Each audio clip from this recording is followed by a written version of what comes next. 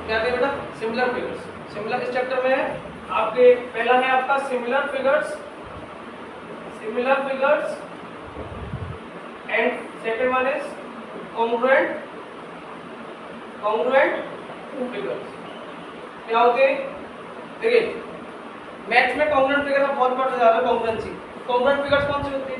Those figures having same shape and same size. ऐसे figures maths में जिसकी size और शेप, जैसे कि ट्रायंगल है पी क्यू आर, और बड़ा ये ट्रायंगल है ए बी सी, ठीक।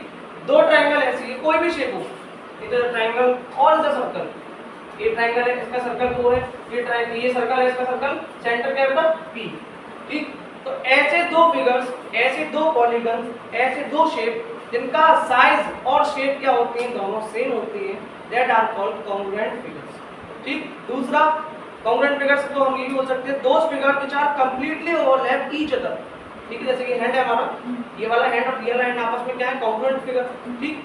तो ऐसे फिगर जो क्या होते हैं, आपस में कंप्लीटली ओवरलैप कर जाते हैं मैथ्स में, that are called congruent figures, ठीक है। इसको हमेशा किसकी साइन से दिखाते हैं, इसको, क्योंकि एक दुनिया में इन वर्ल्ड, किसी भी दुनिया में या वर्ल्ड किसी भी कोने पर या किसी भी वर्ल्ड के किसी भी कोने पर एक पार्ट दूसरे पार्ट के कभी भी इक्वल नहीं हो सकता, कंप्लीटली 100% इक्वल नहीं होता। तो इसलिए हमेशा क्या लगाते हैं, कॉन्ग्रुएंट का साइन, दैट डिनोट्स कि 99.9% जो हमारा लेटरल है वो क्या कहता है, 99.9% तक जम्प्स क्लियर हो सकती है। तो ऐसे ही मैथ्स में होता कुछ भी हो, एक शेप कंप्लीटली ओवरलैप तो कर जाएगी, लेकिन हम कह सकते हैं कंप्लीटली टोटली इक्वल नहीं होगी वो, ठीक है। उसको ऐसे फिगर्स को बोलते हैं कॉन्ग्रुएंट फिगर। दूसरे आपके आते हैं सिमिलर फिगर्स। सिमिलर फिगर्स कौन सी?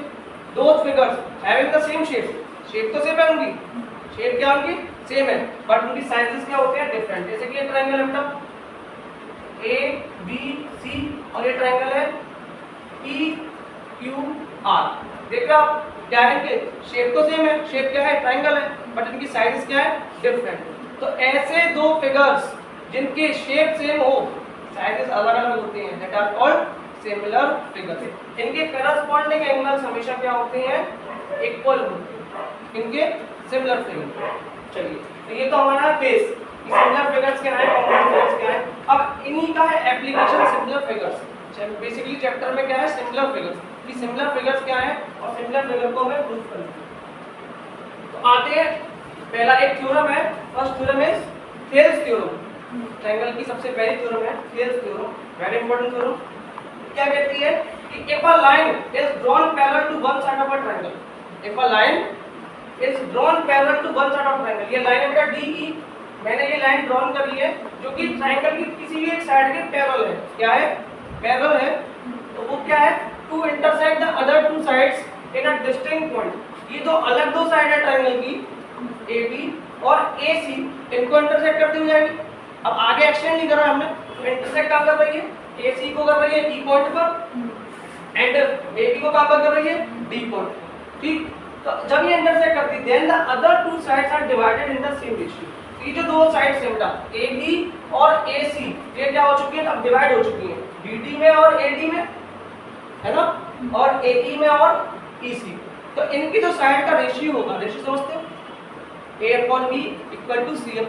तो इनका जो रेशियो होगा वो क्या होगा बेटा, क्या होगा, इक्वल होगा। तो यही हमें प्रूव करना है, बेसिकली थेल्स थ्योरम यही कहती है। तो आइए प्रूव करने के लिए सबसे पहले हम लेते हैं ट्रायंगल। क्या हमने क्या माना है कि DE जो है, हमने एक लाइन ड्रॉ की है, DE is parallel to BC।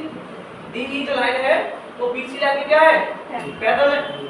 तो इन ट्रायंगल सबसे पहले आते हैं एक ट्रायंगल ADE, ट्रायंगल ADE। इसमें अगर हमें इस ट्रायंगल का एरिया निकालना हो, एरिया निकालना होता है, क्या होता है area, area of triangle ADE कितना होगा बेटा, 1/2 इनटू बेस इनटू हाइट, सही है। इस ट्रायंगल का बेस क्या होगा बेटा, ADE। ये परपेंडिकुलर लाइन दिख रही है आपको EL, जिस लाइन पर परपेंडिकुलर स्टैंड करती है, that is the base of triangle, और उसी को हाइट लेते हैं, उसी को बेस लेते हैं। तो यहाँ पर हाइट क्या है बेटा, EL, और बेस क्या है, AD। तो क्या होगा इसका 1/2 इनटू बेस क्या है बेटा, AD, और हाइट क्या है बेटा, EL। ये हमने मान ली पहली इक्वेशन, तो क्लियर है। ठीक है, आते हैं फिर नेक्स्ट नीचे वाले ट्रायंगल में, ट्रायंगल बी डी ई, कौन सा बेटा, B D E. In triangle B D E, area of triangle B D E equal to 1/2। अच्छा इसमें बेस क्या होगा बेटा, बी डी, क्या है बेस, क्या है इसका, बी डी, और इसकी हाइट क्या है, मैंने अभी आपको बताया था ऑब्टूज एंगल ट्रायंगल्स। ऑब्टूज एंगल ट्रायंगल कौन सी होती है, जिनमें एक एंगल 90 डिग्री से क्या होता है, अबव होता है।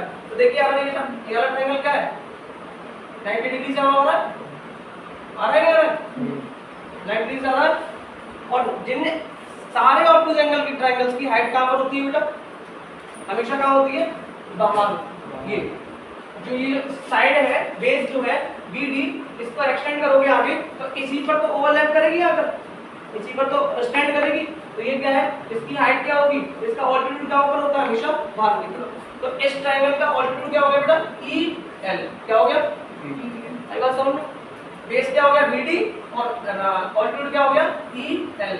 ये हो गया इक्वेशन नंबर सेकंड, सही है। अब क्या कर देंगे, divide equation first and second, first और सेकंड इक्वेशन को कर देंगे, डिवाइड कर देंगे।